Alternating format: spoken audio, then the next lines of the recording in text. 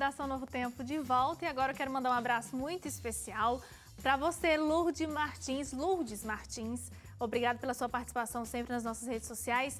Geni da Silva, Vera Siqueira, Ângela Andrade, Maria Nunes, o Josivaldo Gomes e também a Luciana Silva. Um grande abraço para vocês. Bom, um estudo feito no Reino Unido teve resultados bastante alarmantes. Quase metade das crianças que fazem amigos na internet parte para o encontro na vida real. E o pior é que 1 em 4 crianças faz isso sozinha, sem acompanhamento nenhum. Já o Brasil está integrando a lista dos 10 países com mais conteúdo impróprio para crianças na internet. E segundo o levantamento de uma empresa de segurança digital, as maiores ameaças são os chats e a pornografia, que atinge quase 60% dos usuários.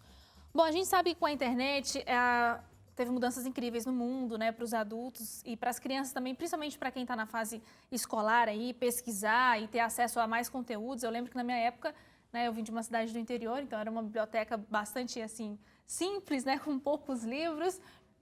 E quando chegou a internet era aquela novidade toda. Mas enfim, por outro lado, temos um grande problema, como eu acabei de mencionar. E aí a gente se pergunta, mas o que deve ser feito nesse caso específico agora dos pais para com os filhos, né? Já que a gente tem, por teoria, que o adulto sabe o que está fazendo, né? E a criança não. O problema todo aí não tem a ver com a internet, porque até uma outra pesquisa que a produção passou para a gente foi feita, estou tentando achar quem é a empresa de cibersegurança AVG.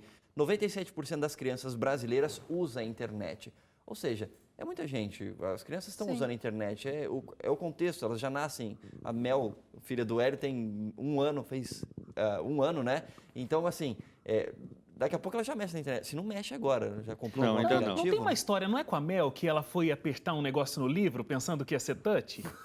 Tem alguém que tem uma criança pequena. Isso foi a Gabriela Frontini. A Gabriela Frontini. Dela, acho que foi isso. Achei que você ia falar a Gabriela Frontini, que ela é pequenininha, mas Ele não não é é. o tamanho de uma criança, não. A criança estava achando que era touch o livro, entendeu? Ela queria fazer a passagem ali.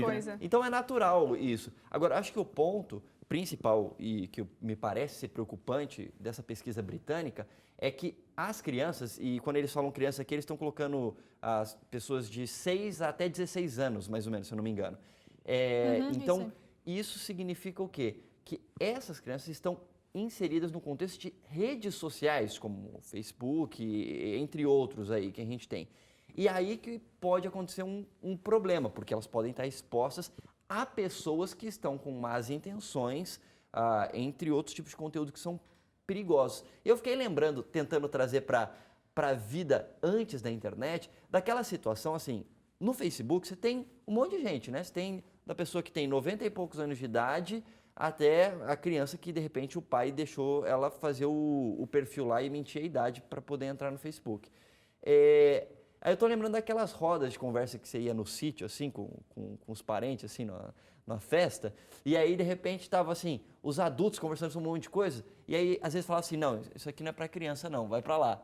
Por quê? Exatamente. Porque tem coisa que adulto vai estar conversando que ainda não é que tem alguma coisa que é proibida para criança, mas criança Não, tem acho coisa que sim, tem coisas que são proibidas para criança. Proibido, né? Não é a fase. Mas não que seja baixaria, eu tô querendo dizer assim, ok. mas é pela idade e tal. Eu acho que com rede social acontece a mesma coisa, então, só que na rede social você não consegue fazer esse filtro, né? Essa pessoa tem 5 anos de idade, então ela só terá acesso a tais tipos de conteúdo e vai poder falar com tais pessoas apenas. A Carla é bem especialista nesse assunto, exatamente. acho que ela pode falar daqui a pouco sobre isso. O que eu só queria dizer é que acho que o Leite tocou num aspecto ali muito bom. A gente não pode aqui querer demonizar a mídia, né? O problema não está com a mídia, porque se a gente for pensar na nossa geração, a discussão acontecia, olha, essas crianças não brincam mais no quintal, elas ficam na televisão o dia todo. E o problema não era a televisão, mas o que a televisão poderia oferecer e o quanto a gente estava exposto à babá eletrônica que era a televisão. Hoje as babás eletrônicas são os tablets e as crianças estão conectadas à internet. Claro, tem perigos diferentes? Eu acho que tem. Se você pegar e pensar, antigamente para você ter contato com uma pornografia, é como se você estivesse assim, vendo o mar e você tem que colocar o pé na água. Hoje em dia, eu acho que o mar está aqui, assim.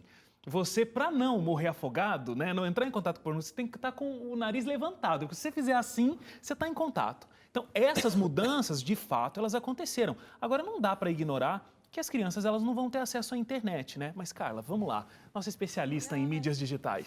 Nem tanto. Eu acho que a questão é assim, quando saiu do rádio, foi para a televisão, ninguém ensinou a gente a consumir televisão, né? Ninguém ensinou o pessoal do jornal a consumir revista.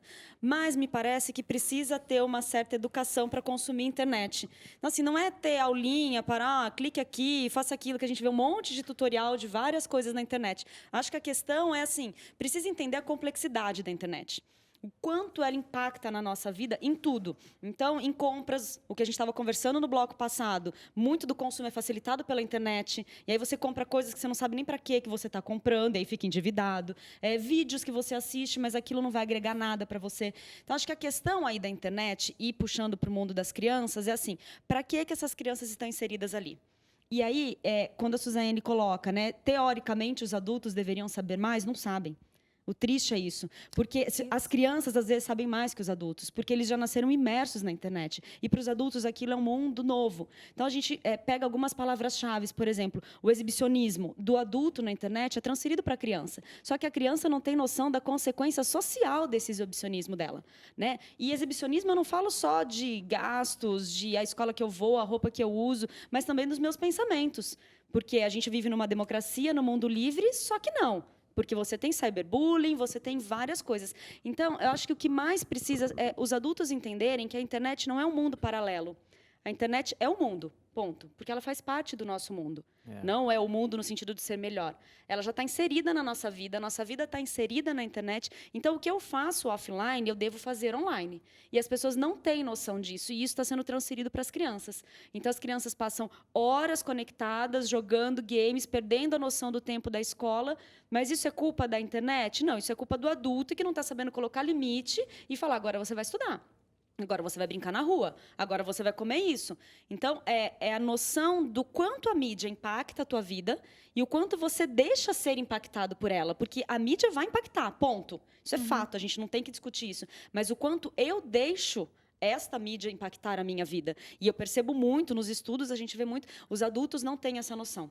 Né? São estudos antropológicos, sociológicos que mostram que as pessoas estão muito perdidas nesse mundo de internet e as consequências estão sendo muito sérias, muito drásticas, assim, para crimes, para pessoas que têm sua vida sexual exposta, e aí não tem como resgatar essa autoestima, problemas em sala de aula, que aí a criançada quer usar celular, o professor não quer deixar, então esse professor também tem que abrir a cabeça até que ponto essa tecnologia entra. O mundo é complexo. É complexo. Eu ficaria horas aqui falando com vocês, mas vamos discutir em conjunto, né? Eu acho muito recorrente, a gente sempre fala disso. E o que me preocupa é exatamente isso que a Carla comentou. Adultos não sabem, adultos são, de repente, trollados ou caem em uma armadilha, já estão carecas de saber, né, sobre isso, mas acabam caindo muito mais as crianças que realmente não têm essa noção. Os filhos, eles conseguem dar uma enganadinha nos pais também, Exatamente. Porque eles não conhecem a tecnologia, né? Isso que eu ia dizer.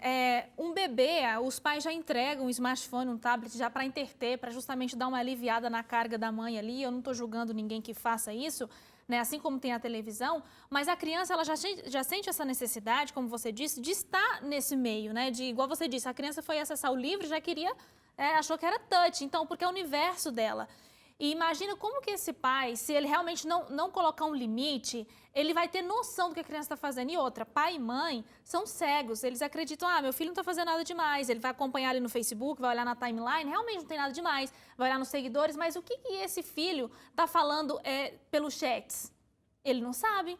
E se ele entrar numa sala, ou inbox mesmo pelo Facebook, se ele não tiver a senha, e existem programas que dá para poder você controlar esse sistema dentro de casa, né? Limitar o seu filho ao uso. Só que muitos pais acabam por não fazer, né? Aí tem cada família com o seu problema, né? E eu pergunto o seguinte para vocês. Vocês acham que esses pais, eles subestimam o tamanho e a porta que a internet oferece para esses filhos? Eu acho que tem. Bom, eu acho que tem pais e pais. Lembra quando o pai da gente. Que é subestimar, ou até. É uma subestimação, obviamente, também.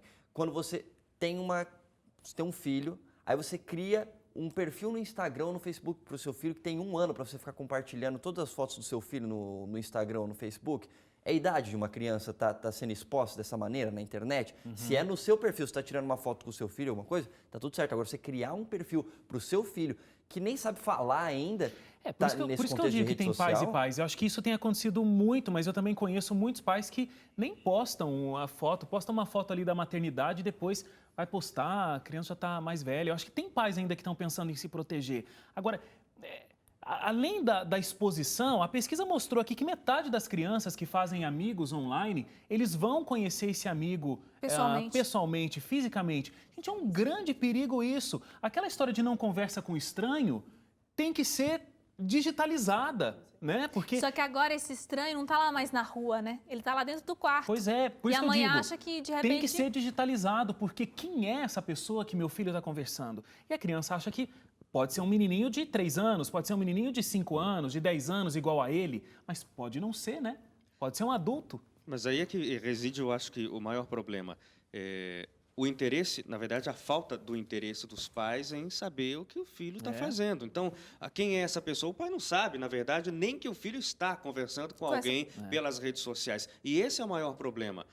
Já foi falado aqui, não precisa repetir, que o problema não é a internet, o problema não é a criança usar a internet, o problema está e falando das crianças especificamente, claro, está no acompanhamento que os pais deveriam ter. Primeiramente, antes de rede social, antes de internet, antes de qualquer coisa, esse contato de pai com filho, para saber o que está acontecendo, para que o filho tenha aquela confiança nos pais, para poder conversar com os pais. Agora, a Suzane lembrou aí do tempo em que era a televisão, que era babá eletrônica, ou foi o Wagner, não sei. Hoje não é babá eletrônica, mais a televisão, ela também faz parte, mas tem a internet. Então, os pais, de maneira geral, não dá para a gente generalizar, mas de maneira geral, porque ser pai é difícil, já falei aqui outras vezes, não é fácil realmente ser pai. Então, muitas pessoas acham que, entrega aí, a criança começa a chorar, joga alguma coisa na mão dela. Dá um tablet ali. Para dar uma entretida, vai lá fazer alguma coisa e os pais acabam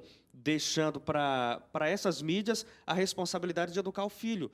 E o filho vai ser educado do jeito que ele achar que tá bom, pelo Facebook, pelo Twitter, pelo Instagram, e vai conhecer pessoas, vai querer ver essas pessoas depois, e o pai não faz nem ideia do que está acontecendo, porque falta esse acompanhamento, essa pessoalidade do pai com o filho. É como a gente estava falando Deixa eu só falar uma coisa rapidinho. Quando a gente estava falando da televisão, por exemplo, tinha isso, né? As crianças foram educadas pelas apresentadoras de programas infantis. E a diferença entre o remédio e o veneno não é a dosagem?